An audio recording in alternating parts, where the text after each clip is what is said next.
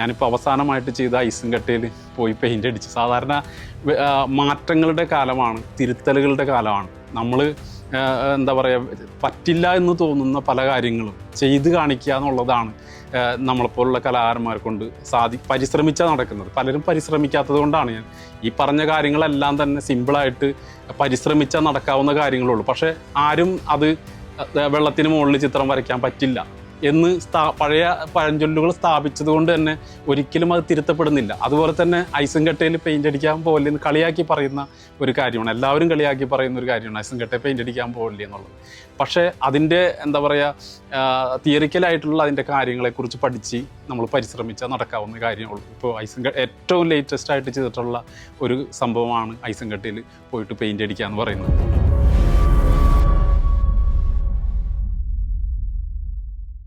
വ്യത്യസ്തമായിട്ടുള്ള മീഡിയങ്ങളിലും അതുപോലെ തന്നെ ചിത്രരചന രീതികളിലുമൊക്കെ വ്യത്യസ്തത കൊണ്ടുവരണം എന്നുള്ളൊരാഗ്രഹം വളരെ നാളുകൾക്ക് മുമ്പ് എനിക്കുണ്ടായിരുന്നു. ഞാൻ നേരത്തെ പറഞ്ഞ പോലെ മരത്തിൽ കൊത്തുപണി ചെയ്യുകയും ഉള്ളനൂലിൽ നമ്മൾ ചിത്രങ്ങൾ ചെയ്യുകയൊക്കെ ചെയ്തിട്ടുണ്ടായിരുന്നല്ലോ. അപ്പോൾ അത്തരത്തിൽ എത്ര എണ്ണം ഞാൻ ഇതുവരെ ചെയ്തിട്ടുണ്ടെന്നുള്ളത് ഒരു 4-5 വർഷങ്ങൾക്ക് മുമ്പാണ് ഞാൻ നോക്കുന്നത്.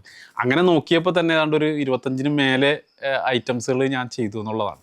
അത് സാധാരണ ആർട്ടിസ്റ്റുകളൊക്കെ ചെയ്യുന്ന ഈ pencil, colour pencil, water colour, acrylic, oil paint, അങ്ങനെ നിരവധി മീഡിയങ്ങൾ പൊതുവിപണിയിൽ കിട്ടുന്ന പല മീഡിയങ്ങളും നമ്മൾ ഉപയോഗിച്ചിട്ടുണ്ട്. അപ്പോൾ അത്തരം മീഡിയങ്ങളെല്ലാം കഴിഞ്ഞപ്പോൾ നമുക്ക് പുതിയ മീഡിയങ്ങൾ ചെയ്യണം എന്നുള്ളൊരാഗ്രഹം തോന്നി തുടങ്ങി. അങ്ങനെയാണ് നമ്മൾ ഈ അടുക്കളയിലിരിക്കുന്ന ചട്ടിയും കലവും പാത്രമൊക്കെ ഇങ്ങനെ നമ്മളൊരു കട്ടിലിൻ്റെ മുകളിൽ ഇങ്ങനെ നിരത്തി വെച്ചിട്ട് പാത്രങ്ങളൊക്കെ ഇങ്ങനെ അവിടെ ഇവിടെ ഒക്കെ ഇട്ട് ഇങ്ങനെ നിരത്തി വെച്ച് ലാലേട്ടൻ്റെ ഒരു മുഖം അന്ന് ചെയ്യുന്ന അങ്ങനെയാണ്. അതൊരു വ്യത്യസ്തമായിട്ടുള്ള ചിത്രരചന രീതിയും കൂടിയായിരുന്നു. കാരണം അതൊരു 3D മെത്തേഡിലാണ് ചെയ്തത്. ഒരു വ്യൂ പോയിന്റിൽ നിന്ന് നോക്കുമ്പോൾ മാത്രമാണ് നമുക്കതൊരു ചിത്രമായിട്ട് തോന്നുക. അല്ലാത്ത സമയത്ത് നമ്മൾ സൈഡിലൊക്കെ നോക്കിക്കഴിഞ്ഞാൽ കുറേ പാത്രങ്ങൾ ഇങ്ങനെ അടക്കി വെച്ചിരിക്കുന്നു എന്നുള്ളൊരു മെത്തേഡ് മാത്രമേ നമുക്ക് കാണാൻ സാധിക്കുള്ളൂ. പക്ഷേ അത് ആ കറക്റ്റ് വ്യൂ പോയിന്റിൽ വരുമ്പോൾ ആടുതോമയിൽ കൂളിംഗ് ഗ്ലാസ്സൊക്കെ വെച്ച് വെച്ചിരിക്കുന്ന ഒരു ലാലേട്ടൻ്റെ മുഖമായിട്ട് അത് മാറും. അപ്പോൾ അങ്ങനെ തുടങ്ങി. ഇപ്പോൾ വീട്ടിലുള്ള സാധനങ്ങളാണ് ഞാൻ പലപ്പോഴും പരീക്ഷിക്കാറ്. ഇപ്പോൾ വിറകുകളിൽ തന്നെ പല മരങ്ങളുടെ നിറങ്ങളുണ്ടാവും. അതൊക്കെ നിരത്തി വെച്ചിട്ടാണ് പൃഥ്വിരാജിൻ്റെ ഒരു മുഖം തീർത്തതെന്നുള്ളതാണ്. അതുപോലെ തന്നെ ഉറുമ്പുകളെ കൊണ്ടൊരു ചിത്രം ചെയ്തിട്ടുണ്ട് ഞാൻ ഒരിക്കൽ. നമ്മുടെ വീടിൻ്റെ മതിലിൻ്റെ സൈഡിൽ കുറേ ഉറുമ്പുകൾ ഇങ്ങനെ, കറുത്ത ഉറുമ്പുകൾ ഇങ്ങനെ കൂട് കൂട്ടിയേക്കണ കണ്ടപ്പോൾ എനിക്കൊരാഗ്രഹം, ഉറുമ്പുകളെ കൊണ്ടൊരു ചിത്രം ചെയ്താലോ എന്നുള്ളത്. ചില ചിത്രങ്ങളൊക്കെ നമ്മൾ ചെയ്യുമ്പോൾ ചില മീഡിയങ്ങൾ വളരെ ശ്രദ്ധിക്കണം, ചിലർക്ക് അത് ചിലപ്പോൾ ഇഷ്ടപ്പെടണമെന്നില്ല. അപ്പോൾ അതുകൊണ്ട് തന്നെ എൻ്റെ ചിത്രം തന്നെ ഞാൻ ഉറുമ്പുകളെ കൊണ്ട് ചെയ്യിപ്പിക്കാമെന്ന് വിചാരിച്ചു. അങ്ങനെ ഞാൻ ഒരു വൈറ്റ് പേപ്പറൊക്കെ എടുത്തിട്ട് ആ പേപ്പറിൽ നമ്മളുടെ പഞ്ചസാര ലായനിയും തേനും ശർക്കരയൊക്കെ ഇങ്ങനെ മിക്സ് ചെയ്തിട്ട് ഒരു ലായനി ഉണ്ടാക്കിയിട്ട് ബ്രഷ് മുക്കി എൻ്റെ ചിത്രം തന്നെ ഞാൻ അങ്ങോട്ട് ഒരു ചിത്രം അങ്ങോട്ട് വരച്ചു. ആ ചിത്രം വരച്ചിട്ട് ഈ ഉറുമ്പുകൂടിൻ്റെ അടുത്തേക്ക് കൊണ്ടങ്ങോട്ട് വെച്ച് കൊടുത്തു മതിലിൻ്റെ സൈഡിൽ. അപ്പോൾ ഈ കറുത്ത ഉറുമ്പുകളൊക്കെ ഈ എന്താ പറയുക, നമ്മൾ ഈ മധുരമുള്ള ഈ പദാർത്ഥങ്ങൾ കഴിക്കാൻ വേണ്ടി ഇങ്ങനെ വരിവരിയായിട്ട് ഇങ്ങനെ വന്ന് ഞാൻ ഈ തേച്ച് വെച്ച ആ പഞ്ചസാര ലായനിയിലെല്ലാവരും ഉറുമ്പുകൾ ഇങ്ങനെ ചേർന്നൊരു ചിത്രമായിട്ട് മാറി എന്നുള്ളതാണ്. അതൊരു ബ്ലാക്കായിട്ട് വൈറ്റ് പേപ്പറിൽ ബ്ലാക്ക് ഉറുമ്പുകൾ നിരന്നൊരു മുഖചിത്രമായിട്ട് മാറിയപ്പോൾ അത് അങ്ങനെ നമുക്കൊരു ജീവനുള്ളൊരു ചിത്രം കിട്ടി എന്നുള്ളതാണ്. അത് ലോകത്ത് ആരെങ്കിലും ചെന്ന് ചെയ്തിട്ടുണ്ടോ എന്ന് എനിക്കറിയില്ല. പക്ഷേ നമ്മൾ പരിശ്രമിച്ചാൽ നമുക്ക് പലതും നടക്കും എന്നുള്ളതാണ്. അത്തരത്തിലുള്ളതാണ് ഇപ്പോൾ മമ്മൂക്കാടെ ഒരു ചിത്രം ചെയ്തു. അത് നമ്മൾ ഉപയോഗിക്കുന്ന പല നിറങ്ങളിലുള്ള മൊബൈൽ ഫോണുകൾ ഉപയോഗിച്ചിട്ടാണ്. നമ്മുടെ ടൊവിനോ തോമസിൻ്റെ ഒരു ചിത്രം ചെയ്ത ഒരു പാടത്ത് കരനെല്ല് നെല്ല് നട്ടുപിടിപ്പിച്ചിട്ടാണ് അദ്ദേഹത്തിൻ്റെ ഒരു വലിയൊരു ചിത്രം 35 അടി വലുപ്പത്തിലാണ് ചെയ്തത്. നമ്മുടെ ദുൽഖർ സൽമാൻ്റെ ഒരു ചിത്രം ചെയ്ത് ഉരുളൻകല്ലുകൾ, പെബിൾസുകൾ 25 അടി വലുപ്പത്തിൽ പല നിറങ്ങളിലുള്ള പെബിൾസുകൾ നിരത്തി വെച്ചിട്ടാണ്. നമ്മുടെ ഫഹദ് ഫാസിലിൻ്റെ ഒരു ചിത്രം ചെയ്ത് ആണി അടിച്ചിട്ടാണ്. ഒരു ബോർഡിൽ വൈറ്റ് ബോർഡിൽ കറുത്ത ആണികൾ അടിച്ചിട്ടാണ് അദ്ദേഹത്തിൻ്റെ ഒരു ചിത്രം. അപ്പോൾ നമ്മൾ ഓരോ മീഡിയങ്ങളും ഈ ലോകത്ത് വ്യത്യസ്തമായിട്ടുള്ള ഒട്ടനേകം മീഡിയങ്ങളുണ്ടെന്നുള്ളതാണ്. ഓരോ മീഡിയങ്ങൾ ചെയ്യുമ്പോഴും ആളുകൾ എന്നോട് ചോദിക്കുമ്പോൾ ഇനി എന്തെങ്കിലും പുതിയ ചിത്രങ്ങൾ ചെയ്യാനുണ്ടോ എന്നൊക്കെ ചോദിക്കും. പക്ഷേ ആയിരക്കണക്കിന് ലക്ഷക്കണക്കിന് മീഡിയങ്ങൾ നമ്മുടെ ഈ ഒരു ഭൂലോകത്തുണ്ട്. അപ്പോൾ അത് നമ്മൾ കണ്ടെത്തുകയാണ് ചെയ്യുന്നത്. നമ്മൾ പരിശ്രമത്തിലൂടെ കണ്ടെത്തുകയാണ്. നമ്മൾ ആവശ്യമെന്ന് തോന്നിയാൽ ഇപ്പോൾ പേപ്പറിലോ അല്ലെങ്കിൽ ഒരു ക്യാൻവാസിലോ അല്ലെങ്കിൽ കമ്പ്യൂട്ടറിലോ ഒക്കെ ആയിട്ട് മാത്രമാണ് ഒതുങ്ങി നിൽക്കുന്ന ഒന്നാണ് ചിത്രകല എന്ന് പലരും തെറ്റിദ്ധരിച്ചിട്ടുണ്ട്. പക്ഷേ അതിനപ്പുറത്തേക്ക് ഈ ലോകത്ത് എന്തുകൊണ്ടും എവിടെ വേണമെങ്കിലും നമുക്ക് ക്യാൻവാസ് ആക്കാം, എവിടെ വേണമെങ്കിലും ചിത്രങ്ങൾ വരയ്ക്കാം, ഏത് മീഡിയങ്ങൾ ഉപയോഗിച്ചും ചിത്രം വരയ്ക്കാം എന്നുള്ളൊരു കാഴ്ചപ്പാടാണ് ഞാൻ ജനങ്ങളുടെ മുമ്പിലേക്ക് വെച്ചത്. അത് ഒരുപാട് പേര് ഇപ്പോഴത്തെ തലമുറ നമുക്കറിയാലോ, ഇപ്പോൾ ന്യൂ ജനറേഷനിലുള്ള ഒരുപാട് പിള്ളേർ പുതിയ പുതിയ മേഖലകൾ ഇപ്പോൾ തേടി കഴിഞ്ഞോളൂ. ഞാൻ വർഷങ്ങളായിട്ട് നടത്തുന്ന ഒരു പരിശ്രമം എന്ന് പറയുന്നത് ഇത് തന്നെയാണ്. ഓരോ കലാകാരന്മാർക്കും അവരുടേതായ ഒരു സ്പേസ് ഈ ലോകത്തുണ്ട്. അവർക്ക് നമ്മളുടെ നാട് വികസിക്കണമെങ്കിൽ കലയും കൂടി വികസിക്കണം. കല ആസ്വദിക്കാൻ കഴിഞ്ഞെങ്കിൽ മാത്രമേ നല്ലൊരു കലാമേഖലയായിട്ട് തന്നെ മാറുള്ളൂ. കാരണം നമ്മുടെ കേരളത്തിൽ ഒരുപാട് നല്ല കലാകാരന്മാരുണ്ട്. വിദേശത്ത് ഇപ്പോൾ നമുക്കറിയാം, വിദേശത്ത് ഇപ്പോൾ യൂറോപ്പിലോ അമേരിക്കയിലോ ഒക്കെ ഉള്ള വലിയ രാജ്യങ്ങളിലൊക്കെ അവിടെ ഒരു നമ്മളുടെ ഇവിടെ കിട്ടുന്ന സിനിമാ താരങ്ങളെക്കാൾ സൂപ്പർ പദവിയും ഒരു വാല്യൂമുള്ള ആളുകളാണ് അവിടെ ചിത്രം വരയ്ക്കുന്ന കലാകാരന്മാരെന്ന് പറയുന്നത്. അവിടെ ആ കലാകാരന്മാരുടെ എത്ര ലക്ഷം വേണമെങ്കിലും കോടികൾ വാങ്ങിയിട്ടും ആ ഒറിജിനൽ ചിത്രം അവർ വരയ്ക്കുന്ന ചിത്രങ്ങൾ വാങ്ങി വീട്ടിൽ വയ്ക്കാൻ ആഗ്രഹിക്കുന്ന ഒരുപാട് പേര് വിദേശത്തുണ്ട്. നമ്മുടെ നാട്ടിലാണെങ്കിലോ അത്തരം കലാകാരന്മാർക്കൊരു പ്രോത്സാഹനം ഇതുവരെ കിട്ടിയിട്ടില്ല എന്നുള്ളതാണ്. ശരിക്കും സർക്കാർ തലത്തിൽ ഒരു പരിശ്രമം ഉണ്ടെങ്കിൽ നമ്മുടെ സ്കൂളുകളിലും കോളേജിലുമൊക്കെ ചിത്രകലയ്ക്ക് പ്രത്യേക ഒരു പ്രാധാന്യം കൊടുത്തുകൊണ്ട് മുന്നോട്ട് കൊണ്ടുപോകാൻ സാധിക്കുകയാണെങ്കിൽ നമുക്ക് കലാകാരന്മാർ എത്രയോ വളരുമായിരുന്നു. എത്രയോ ഭാവനയുള്ള ചിന്തകളുള്ള കലാകാരന്മാർ നമുക്കുണ്ടാവുമായിരുന്നു. അപ്പോൾ അത്തരത്തിൽ നിരവധി കലാകാരന്മാർ വളർന്നു വരുന്ന ഒരു കാലഘട്ടത്തിലാണ്. ഇപ്പോൾ സോഷ്യൽ മീഡിയ ഉള്ളത് കൊണ്ട് തന്നെ നമുക്ക് നമ്മൾ വരയ്ക്കുന്ന അല്ലെങ്കിൽ ക്രിയേറ്റ് ചെയ്യുന്ന എന്ത് സാധനങ്ങളും ലോകം മുഴുവൻ എത്തിക്കാനുള്ളൊരു അവസ്ഥ ഉള്ളൊരു സമയത്താണ്. ഞാൻ പഠിക്കുന്ന കാലത്തെന്ന് പറയുന്നത് എൻ്റെ വീട്ടുകാർ അല്ലെങ്കിൽ എൻ്റെ അടുത്തുള്ള കൂട്ടുകാർ അല്ലെങ്കിൽ ഞാൻ പഠിക്കുന്ന സ്കൂളിലുള്ള ടീച്ചേഴ്സോ കുട്ടികളോ അത്രയും ആളുകളിൽ ഒതുങ്ങി മാത്രം നിന്നിരുന്ന ചിത്രങ്ങളായിരുന്നു. പക്ഷേ ഇന്ന് നമ്മൾ വരയ്ക്കുന്നത് മറ്റുള്ള ലോകത്തേക്ക് പറന്ന് കൊണ്ടുപോകാനുള്ള അവസരങ്ങളുണ്ട്. അതുപോലെ തന്നെ മറ്റുള്ളവരുടെ വിദേശീയരായിട്ടുള്ള ഒരുപാട് പലരും വരയ്ക്കുന്ന ചിത്രങ്ങൾ നമുക്ക് കാണാനുള്ള അവസരം കൂടി, നമുക്കും പ്രചോദനമാവുന്ന പല ചിത്രങ്ങളുണ്ട്. ഇപ്പോൾ ലിയാനാർഡോ ഡാവിഞ്ചി എന്ന് പറയുന്ന മഹാനായിട്ടുള്ള ചിത്രകാരൻ, അതുപോലെ തന്നെ മൈക്കിളാഞ്ചലോ, പിക്കാസോ എന്നൊക്കെ പറയുന്ന വലിയ ചിത്രകാരന്മാർ കേരളത്തിലെ ഒരു കോണിൽ ജീവിക്കുന്ന ആളുകളൊക്കെ അവരെക്കുറിച്ച് അറിയുന്നുണ്ടെങ്കിൽ അവരുടെ ചിത്രങ്ങളുടെ മഹത്വം അല്ലെങ്കിൽ അവരുടെ അവരുടെ വരച്ചിട്ടുള്ള കാഴ്ചപ്പാടുകളുടെ അവരുടെ ഭാവനകളുടെ മഹത്വം കൊണ്ടാണ് അവരെ നമ്മൾ അറിയുന്നത്. അതുപോലെ കഴിവുള്ള കലാകാരന്മാർ നമ്മുടെ നാട്ടിലുണ്ട്. ആ നാട്ടിലുള്ള പ്രതിഭകളെ നമുക്ക് പ്രോത്സാഹിപ്പിക്കാനും പരിപോഷിപ്പിക്കാനും കഴിഞ്ഞാൽ നമുക്ക് നമ്മുടെ കേരളത്തെ ഒരു കലാ കേന്ദ്രമായിട്ട് മാറ്റാൻ സാധിക്കും എന്നുള്ളതാണ്. ഒരിക്കൽ മുഖ്യമന്ത്രിയോട് ചോദിക്കാമെന്ന് പറയുന്ന ഒരു പരിപാടിയിൽ എനിക്ക് മുഖ്യമന്ത്രിയോട് നേരിട്ട് സംസാരിക്കാനുള്ള ഒരു അവസരം കിട്ടി. അപ്പോൾ അന്ന് ഞാൻ 2 കാര്യങ്ങൾ, കേരളത്തിലെ കലാകാരന്മാർക്ക് വേണ്ടി 2 കാര്യങ്ങളാണ് ഞാൻ മുഖ്യമന്ത്രിയോട് പറഞ്ഞത്. ഒന്ന് ഞാൻ സൂചിപ്പിച്ച എന്താണെന്ന് വെച്ച് കഴിഞ്ഞാൽ, നമ്മളുടെ ടൂറിസം മേഖലയിൽ ആർക്കിടെക്റ്റുകളും എൻജിനീയർമാരെയും ഉൾപ്പെടുത്തുന്നത് പോലെ മികച്ച ടാലൻ്റുള്ള ഹൈ ടാലൻറ്റഡ് ആയിട്ടുള്ള കലാകാരന്മാരെയും കൂടെയും ഉൾപ്പെടുത്തുകയാണെങ്കിൽ നമ്മളുടെ ബിൽഡിങ്ങുകളും നിർമ്മിതികളും നമ്മളുടെ പാർക്കുകളും അങ്ങനെ നിരവധി സ്ഥലങ്ങളും കലാപരമായിട്ടുള്ളൊരു ഭംഗി രൂപപ്പെടുകയും. നമ്മളിപ്പോൾ സൗദി അറേബ്യയിലോ ദുബായിലൊക്കെ പോയി കഴിഞ്ഞാൽ നമ്മൾ അവിടുത്തെ ബിൽഡിങ്ങിൻ്റെ മനോഹാരിത നമുക്ക് കാണുന്നില്ല. അത്തരത്തിൽ നമ്മളുടെ സംസ്കാരത്തിന് യോജിച്ച തരത്തിൽ നമ്മുടെ കേരളത്തിൻ്റെ സംസ്കാരവുമായി ബന്ധപ്പെട്ട രീതിയിൽ നമ്മളുടെ കലാമേഖലയും നമ്മളുടെ ബിൽഡിങ്ങുകളും നമ്മളുടെ പഞ്ചായത്ത് ബിൽഡിങ്ങുകളും എല്ലാം എന്ത് നിർമ്മിതികളുണ്ടെങ്കിൽ പോലും അതൊക്കെ കലാകാരന്മാരും കൂടെ സപ്പോർട്ടോടുകൂടി വളരെ മനോഹരമായിട്ടുള്ള ബിൽഡിങ്ങുകളാക്കാനായിട്ട് സാധിക്കും എന്നുള്ളതാണ്. അതാണ് ഒന്നാമത്തെ കാര്യം. രണ്ടാമത് ഞാൻ പറഞ്ഞ കാര്യം പ്രദേശവാസികളായിട്ടുള്ള കലാകാരന്മാർക്ക് വേണ്ടിയിട്ടാണ് സംസാരിച്ചത്. സാധാരണ കോവിഡ് വന്നാലും അല്ലെങ്കിൽ പ്രളയം വന്നാലും ഏറ്റവും കൂടുതൽ ബാധിക്കുന്നത് കലാകാരന്മാരെയാണ്. അവർക്ക് ജോലിയില്ല, അവർക്ക് മുന്നോട്ട് പോകാൻ അവസരങ്ങളില്ലാത്തൊരവസ്ഥ വരും. അവർ സാധാരണ പെയിൻറ്റിങ് പണിക്ക് വരെ പോകുന്ന കലാകാരന്മാരുണ്ടെന്നുള്ളതാണ്. കാരണം അവരുടെ ആയ ഒരു ജോലിയിൽ നിന്നൊന്നും കലയ്ക്ക് അത്രേ പ്രാധാന്യം നമ്മൾ കൊടുത്തിട്ടുള്ളൂ. അതുതന്നെയാണ് പ്രശ്നം. അപ്പോൾ അതിന് നമ്മൾ ചെയ്യേണ്ട ഒരു കാര്യം എന്ന് വെച്ച് കഴിഞ്ഞാൽ എൻ്റെ മനസ്സിൽ തോന്നിയ കാര്യമാണ്, പഞ്ചായത്ത് തലത്തിൽ പഞ്ചായത്ത് ഓഫീസുകളിലും സർക്കാർ ഓഫീസുകളിലും അത്തരം സർക്കാർ മന്ദിരങ്ങളിലുമൊക്കെ നിലവിൽ പ്രിൻ്റഡ് ആയിട്ടുള്ള ചിത്രങ്ങൾ വച്ചിട്ടുണ്ടെങ്കിൽ അതെല്ലാം മാറ്റി ഒറിജിനൽ ചിത്രങ്ങൾ അവിടെ സ്ഥലത്തെ സംബന്ധിച്ചിട്ടുള്ള കുറേ ചിത്രങ്ങൾ, മനോഹരമായിട്ടുള്ള ചിത്രങ്ങൾ അവിടെ പ്രദേശവാസികളായിട്ടുള്ള കലാകാരന്മാർക്ക് അർഹമായിട്ടുള്ള തുക കൊടുത്തുകൊണ്ട് നല്ല ചിത്രങ്ങൾ ആ ചുമരിൽ തൂക്കുകയാണെന്നുണ്ടെങ്കിൽ ഒരുപാട് കലാകാരന്മാർക്ക് ജീവിത മാർഗമായിട്ട് മാറുകയും ചെയ്യും. പുതിയ ഭാവനകളും പുതിയ ചിന്തകളും വളർന്ന് നമ്മളുടെ കല വളരുകയും ചെയ്യും. കലാകാരന്മാർക്കൊരു നല്ലൊരു കേരളത്തിലൊരു സ്ഥാനം ഉണ്ടാവുകയും ചെയ്യും. അപ്പോൾ അത്തരത്തിലേക്ക് നമ്മളുടെ കല വികസിക്കണം എന്നുള്ളൊരാഗ്രഹമാണ് ഞാൻ മുന്നോട്ട് വെച്ച ഒരു കാര്യം എന്ന് പറയുന്നത്.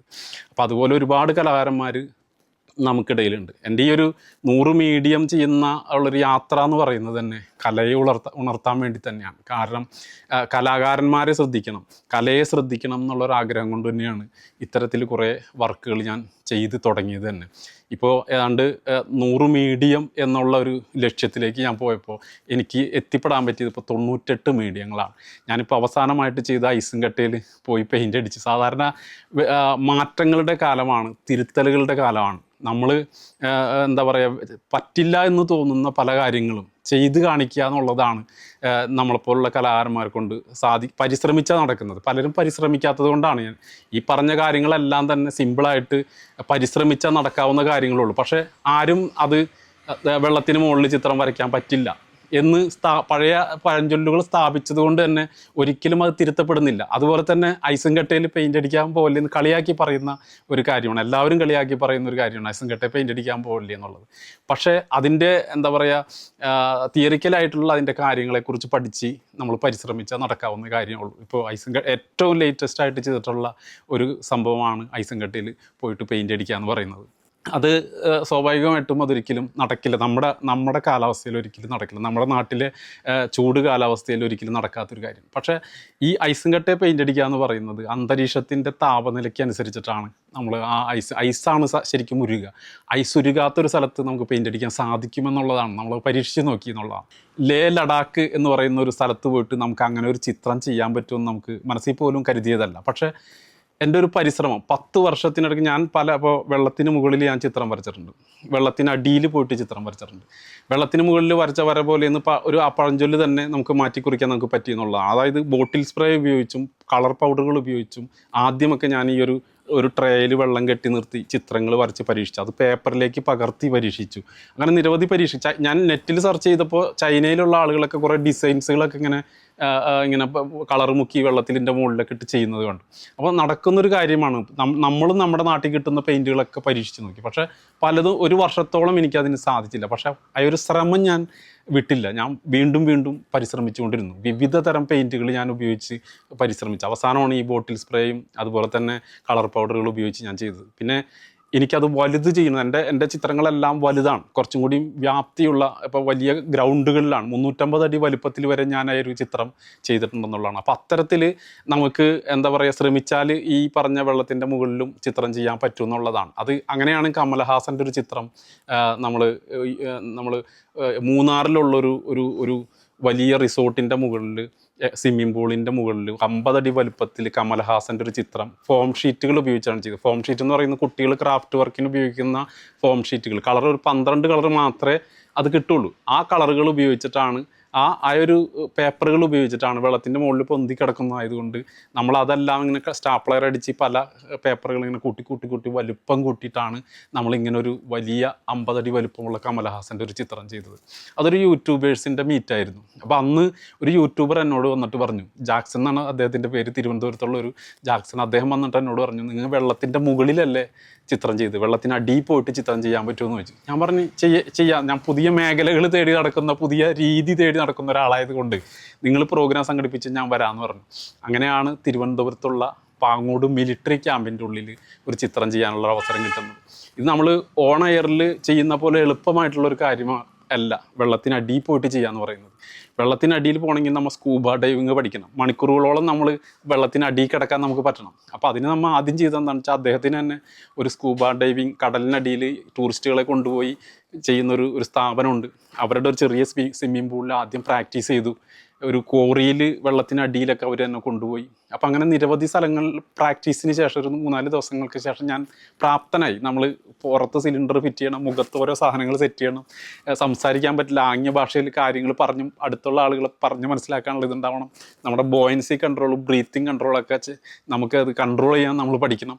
അങ്ങനെ കുറേ കാര്യങ്ങൾ പഠിച്ചതിന് ശേഷമാണ് അന്നത്തെ ഒരു കാർഗിൽ ഡേ വന്ന സമയത്താണ് ഈ പാങ്ങോട് മിലിറ്ററി ക്യാമ്പിൽ ചെല്ലുന്നതും അവിടെ പട്ടാളക്കാർ നീന്തി തുടിക്കുന്നൊരു 100 അടി നീളമുള്ള വലിയൊരു സ്വിമ്മിംഗ് പൂളിൽ 6 അടി താഴ്ചയിൽ ഈ നമ്മൾ നേരത്തെ ഫോം ഷീറ്റുകൾ ഉപയോഗിച്ചാണ് വെള്ളത്തിൻ്റെ മുകളിൽ പൊന്തിക്കിടക്കാൻ ചെയ്തതെങ്കിൽ, ഇത്തവണ നമ്മൾ വെള്ളത്തിനടിയിൽ പോയിട്ട് ചെയ്യാൻ ഉപയോഗിച്ച മെറ്റീരിയൽ എന്താണെന്ന് വെച്ച് കഴിഞ്ഞാൽ ടൈൽസുകളാണ്. പല നിറങ്ങളിലുള്ള ടൈൽസ് ഇത്തിരി വെയിറ്റ് ഉണ്ടാവില്ല, അപ്പോൾ അത് വെള്ളത്തിനടി കടന്നോളും. അങ്ങനെയാണ് തിരുവനന്തപുരത്തുള്ള കുറേ ടൈല് കടകളിലൊക്കെ പോയിട്ട് പല നിറങ്ങളിലുള്ള ടൈലുകൾ നിരത്തി വെച്ചിട്ട് വെള്ളത്തിനടിയിൽ പോയിട്ട് ഒരു ദിവസം മുങ്ങിക്കിടന്ന 50 അടി വലുപ്പത്തിലാണ് ഈ ഒരു ചിത്രം. വിക്രം ബത്ര എന്ന് പറയുന്ന ഒരു സൈനികൻ്റെ ചിത്രം, പരമവീരവൃത്തി മരിച്ച കാർഗിൽ യുദ്ധത്തിന് അദ്ദേഹത്തിൻ്റെ ഒരു ചിത്രം പട്ടാൾക്കാർക്ക് വേണ്ടിയിട്ട് അവിടെ ഞാൻ അടിയിൽ ഇങ്ങനെ വലുതാക്കി ചെയ്യുന്നത്. അത് ഒരു പരിശ്രമമായിരുന്നു, നമ്മളൊന്നിനും വേണ്ടിയിട്ടല്ല, പക്ഷേ നമ്മൾ ശ്രമിച്ചാൽ നടക്കും എന്നുള്ളതിൻ്റെ ഒരു തെളിവ്. ഒരു 3/4 മണിക്കൂറോളം ഞാൻ വെള്ളത്തിനടി പോവും. പക്ഷേ മത്സ്യങ്ങളെ പോലെ നമുക്ക് നമ്മുടെ കാഴ്ച വ്യത്യസ്തമാണ്. നമ്മളൊരു അടി ടൈൽസും കൊണ്ട് വെള്ളത്തിനടി പോകുമ്പോൾ 2 അടി വലുപ്പമുള്ള ടൈൽസായിട്ടായിരിക്കും നമുക്ക് തോന്നുക. അതുപോലെ തന്നെ അടുത്ത് കാണുമെന്ന് തോന്നുന്ന പലതും അടുത്തായിരിക്കില്ല, കുറച്ച് അകലെയായിരിക്കും. അങ്ങനെ കുറേ കാര്യങ്ങൾ. പിന്നെ നമുക്ക് കുറച്ച് സഹായിക്കാനായിട്ട് സ്കൂബ ഡൈവിങ് പഠിച്ച കുറച്ച് പിള്ളേരൊക്കെ ചുറ്റുമുണ്ട്. അപ്പോൾ അവരൊക്കെ നമുക്ക് ഇന്ന ടൈൽസ് ഇന്ന കളർ ടൈല് വേണമെന്നൊക്കെ നമ്മൾ ആംഗ്യ ഭാഷയിലൊക്കെ പറഞ്ഞു കൊടുക്കുമ്പോൾ അവർ കൊണ്ടുതരും. നമ്മളങ്ങനെ അതൊക്കെ നിരത്തി വെച്ചിട്ടാണ് ഈ ഒരു ചിത്രം ചെയ്യുന്നത്. അങ്ങനെ ആ ചിത്രം ചെയ്ത് പട്ടാളക്കാർക്ക് അവിടുത്തെ എന്താ പറയുക ബ്രിഗേഡിയന്മാർക്കൊക്കെ വലിയ ഇഷ്ടമായി. പട്ടാളക്കാർക്ക് കൊടുക്കുന്ന ഒരു വെങ്കല മെഡൽ, അത് ഒരു ശരിക്കും പറഞ്ഞു കഴിഞ്ഞാൽ എക്സലൻസ് അവാർഡാണ്. ആ വെങ്കല മെഡൽ അന്ന് എനിക്ക് കിട്ടിയെന്നുള്ളതാണ്. ഒരു വേൾഡ് റെക്കോർഡും URF വേൾഡ് റെക്കോർഡും അതോടൊപ്പം തന്നെ കിട്ടിയെന്നുള്ളതാണ്. അതൊരു ജീവിതത്തിലൊരു വലിയ കാര്യമായിട്ടാണ്. ഇന്ത്യൻ ആർമിയുടെ ഒരു വെങ്കല മെഡൽ നമുക്ക് കിട്ടുക എന്ന് പറയുന്നത് വലിയൊരു കാര്യമായിട്ടാണ് ഞാൻ ജീവിതത്തിൽ കരുതുന്നത്. അപ്പോൾ അതിന് ശേഷമാണ് ഞാൻ ഈ ഐസിൽ, അന്നൊക്കെ 10 വർഷങ്ങളായിട്ട് ഞാൻ പലപ്പോഴും പറയുമായിരുന്നു ഈ ഐസും കട്ടയിൽ ഇനി എൻ്റെ അടുത്ത ലക്ഷ്യം ഐസും കട്ടയിൽ പെയിൻ്റ് അടിക്കണം എന്നുള്ളതാണെന്നുള്ളത്. പക്ഷേ ആരും അങ്ങനെ നമ്മുടെ കേരളത്തിലോ അല്ലെങ്കിൽ മറ്റു സ്ഥലങ്ങളിലോ ഒന്നും ഐസും കട്ടയിൽ പെയിൻ്റ് അടിച്ചായിട്ട് അങ്ങനെ കണ്ടിട്ടില്ല. പിന്നെ ഈ 3 വർഷമായിട്ട് ഞാൻ അടുപ്പിച്ച് ഇങ്ങനെ ശ്രമം തുടങ്ങി. മണാലിയിലോ അല്ലെങ്കിൽ ജമ്മു കാശ്മീരിലോ എവിടെയെങ്കിലും പോയിട്ടൊരു ചിത്രം ചെയ്യണം എന്നുള്ളൊരു ആശ. ഏത് പെയിൻറ്റ് ചെയ്യുമെന്ന് പോലും ഒരു ഒന്നുമില്ല. പക്ഷേ നമുക്കൊരു എന്താ പറയുക, നമുക്ക് കുറച്ച് പൈസ ചിലവുള്ള കാര്യമാണ്. അതുപോലെ തന്നെ നമുക്ക് എന്താ പറയുക, ഇത്ര ദൂരെ പോകുന്നതിനും ഏത് പെയിൻറ്റ് ഉപയോഗിച്ച് ചെയ്യണം എന്നുള്ളതിൻ്റെ ഒരു കൺഫ്യൂഷനും പ്രശ്നങ്ങളൊക്കെ ഉണ്ടായിരുന്നു. നമുക്കതിന് പട്ടാളക്കാരുടെ സഹായം വേണം, അതുപോലെ തന്നെ പോലീസുകാരുടെ സഹായം വേണം, മജിസ്ട്രേറ്റിൻ്റെ അവിടുത്തെ ലെറ്റർ വേണം, ഡ്രോൺ വർക്ക് ചെയ്യണമെങ്കിൽ തന്നെ ആ ഡ്രോൺ ഉപയോഗിക്കണമെങ്കിൽ അവിടെ വളരെ സ്ട്രിക്റ്റഡ് ആയിട്ടുള്ള ഒരു ഏരിയയാണ്, മിലിറ്ററി ഏരിയ ആയതുകൊണ്ട് തന്നെ വളരെ സപ്പോർട്ടാണ്. കൊടുങ്ങല്ലൂർ തന്നെ ഒരു എന്താ പറയുക, ഒരു സഹായമായിട്ടൊരു ആൾ മുന്നോട്ട് വന്നു. ആ ഒരു അദ്ദേഹത്തിന് ഒരു വിവേകാനന്ദൻ എന്ന് പറയുന്ന അദ്ദേഹത്തിൻ്റെ ഒരു സഹായത്തോടെയാണ് ഈ ഐസും കട്ടയിൽ പെയിൻ്റ് അടിക്കുക എന്ന് പറയുന്ന ഒരു മഹാലക്ഷ്യം ഞാൻ പൂർത്തീകരിച്ചത്. ഒരു 11 റെക്കോർഡുകളോളം എനിക്കിപ്പോൾ കിട്ടിയിട്ടുണ്ട്. അതിൽ 2 ഗിന്നസാണ്, പക്ഷെ അതെൻ്റെ പേരിലല്ല. ബാക്കിയുള്ള ഈ ഇന്ത്യൻ ബുക്ക് ഓഫ് റെക്കോർഡും അതുപോലെ തന്നെ URF റെക്കോർഡും അബ്ദുൽ കലാം റെക്കോർഡും ഒക്കെയാണ് ബാക്കി കിട്ടിയിട്ടുള്ള റെക്കോർഡുകളെല്ലാം.